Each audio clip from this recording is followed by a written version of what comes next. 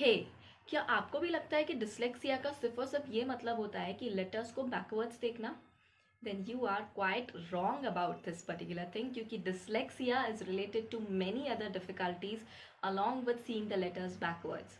सो कुछ ऐसे ही बहुत सारे मिथ्स है around this dyslexia disease. Dyslexia, though it is very common disease worldwide and affects millions of people, still काफी misunderstood है. तो आज की वीडियो में हम लोग कुछ ऐसे ही myths के बारे में बात करने वाले हैं. So welcome back to this channel Biology with Rukaiya. We are going to talk about what is dyslexia, myths about the dyslexia. We're going to burst some of the common myths about dyslexia, know the facts behind them, and some of the common strategies which can be used to deal with this particular disease. तो सबसे पहले हम लोग देखेंगे actually dyslexia. So dyslexia is basically a neurological condition that affects the person's ability to read, write and also spell the words. तो ये it is related to intelligence, ऐसा बहुत लोगों को लगता है, बट ये भी सही नहीं. It is not particularly related to intelligence, but rather how the our brain processes the written and the spoken language. People with dyslexia often have difficulty with phonological processing. Phonological processing का मतलब होता है कैसे हम लोग sounds को letters के साथ में कनेक्ट करते हैं. तो उस चीज़ के अंदर डिसलेक्सिक पीपल को काफ़ी डिफिकल्टी होती है, चैलेंजिंग होता है उनके लिए. बट इसका ये मतलब नहीं है कि दे आर नॉट इंटेलिजेंट या फिर उनके अंदर एबिलिटी नहीं है या इस तरह का एफर्ट नहीं है, लैक ऑफ एफर्ट है. So that is not completely true. It is just the different way of processing the information. ठीक है, तो ऐसे ही कुछ हम लोग मिथ्स को बर्स्ट करते हैं. Let's get started with it. The myth number 1 is कि dyslexia just means seeing the letters backwards. तो ये सबसे बड़ा मिथ है. This is absolutely false. While कुछ लोगों के अंदर यहाँ पर ओकेजनली वो लेटर्स के साथ मिक्सअप करते हैं, जैसे कि B and D, B for bat and D for dog, इसके साथ में मिक्सअप कर सकते हैं. बट एक्चुअली जो कंडीशन है that is much more complex than this particular just the word reversal thing. तो इसके अंदर एक्चुअली ब्रेन की प्रोसेसिंग अफेक्ट होती है, स्पोकन लैंग्वेज जो होती है, कैसे बोला written and spoken language affect होती है, एज वेल एज इसके अंदर वर्ड्स को जो डिकोडिंग किया जाता है, वर्ड्स को कैसे स्पेल किया जाता है, phonological processing, all of these things are involved in dyslexia and not just the letter reversal. So I hope you have understood the myth number 1. Let's move on to see about the myth number 2. जो सब second वाला जो myth होता है, लोगों को ये लगता है कि the people with dyslexia actually have low intelligence. But this is absolutely not true. In fact dyslexia जिन पीपल को होता है उसका कोई लेना देना नहीं होता है इंटेलिजेंस के साथ में. ये हाईली इंटेलिजेंट होते हैं एज वेल एज क्रिएटिव भी होते हैं. And this is just about how the brain processes the information and it is absolutely not related to their IQ. Intelligent question से ये बिल्कुल भी लेना देना इसका नहीं होता है. इनफैक्ट ऐसा देखा गया है कि जो डिसलेक्सिया वाले पीपल होते हैं they are very bright and excel in whatever fields they are, like such as arts, engineering, entrepreneurship. कुछ एग्जाम्पल्स भी हम लोग आगे देखेंगे. ठीक है, तो I hope you have understood about the myth number 2. Let's move on to see another myth. और तीसरा मिथ ये होता है कि भैया यहाँ पर dyslexia can be outgrown in life time, but this is not true. This is false again. Dyslexia is a lifelong condition. दो कुछ स्ट्रैटेजीज के साथ में, कुछ सपोर्ट के साथ में, लोगों के सपोर्ट के साथ में जो इंडिविजुअल्स होते हैं काफ़ी अच्छे से मैनेज कर पाते हैं, इफेक्टिवली मैनेज कर पाते हैं इस पर्टिकुलर डिजीज को, इस पर्टिकुलर कंडीशन को. रीडिंग और राइटिंग की जो स्किल्स है इसको बेटर कर पाते हैं, बट एक्चुअली ये कम्प्लीटली ट्रीट नहीं किया जा सकता है.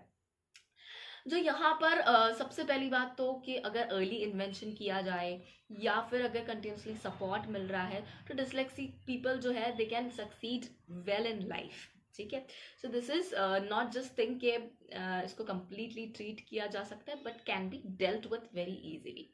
Now, the myth number 4 is that dyslexia only and only affects the reading ability.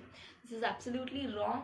ये सिर्फ रीडिंग एबिलिटी को नहीं अफेक्ट करता है. इनफैक्ट इसके अंदर स्पेलिंग अफेक्ट होती है, राइटिंग अफेक्ट होती है, as well as math skills are also affected. Spelling, writing, reading, math skills, ये सारी चीज़ें अफेक्ट होती है। इसी के साथ साथ में they have trouble keeping the memory about things as well as sequencing the task. ये सारी चीज़ों के लिए भी उनके अंदर डिफिकल्टी देखने को मिलती है। So dyslexia is about processing the language which can show up in multiple areas and not just in the reading thing. I hope this burst is also been this myth has also been busted. Now let's see about the myth number 5.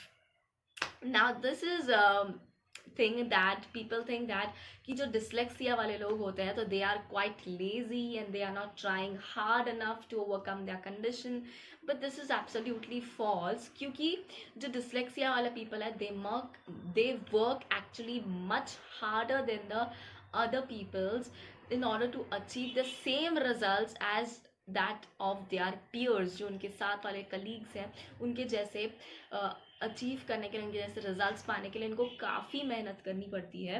As well as जो कुछ strategies होती है, learning strategies होती है, उनकी वजह से ये काफ़ी इफेक्टिवली लर्न कर भी पाते हैं। Now they definitely need the supports from their educators, family and friends, जिसकी वजह से काफ़ी ह्यूज डिफरेंस आ सकता है उनकी लर्निंग जर्नी के अंदर। सो ये थे कुछ 5 मिथ्स अबाउट डिसलेक्सिया जिनको हमने बर्स्ट किया, एज वेल एज उनके पीछे के फैक्ट्स को समझा। Now let's see about the strategies जिनसे कि डिसलेक्सिया वाले जो पीपल होते हैं they can deal easily with this particular condition. Strategy होती है multi sensory learning. Multi sensory learning, इसके अंदर कंबाइन किए जाते हैं सारी चीज़ें, विजुअल देन उसके बाद में ऑडिटरी, सुनने वाली चीज़ें, एज वेल एज टेक्टाइल, जो टच वाली चीज़ें होती है। तीनों सेंसर्स को कंबाइन करके यहाँ पर लर्निंग अगर करवाई जाए तो ये इनके लिए काफ़ी इफेक्टिव होती है। इसको कैसे किया जा सकता है? So here tracing the letters on the Sands, इसकी वजह से किया जा सकता है। उनको पता चलेगा कि कौन सा साउंड किस पर्टिकुलर लेटर के साथ में जुड़ा हुआ है। Then again combining the sounds with the images, sounds को इमेज के साथ में कनेक्ट करके, तो मतलब visual thing can also be connected with the sound thing. ये सारी मल्टी सेंसरी लर्निंग करके इनके अंदर काफ़ी अच्छे से लर्निंग की करवाई जा सकती है। Then the second strategy which can be used here is the technology can be a very game changer in this particular thing. Here in text to speech का जो softwares होते हैं, there are many text to speech softwares that can be used. Audio books are there that can be used.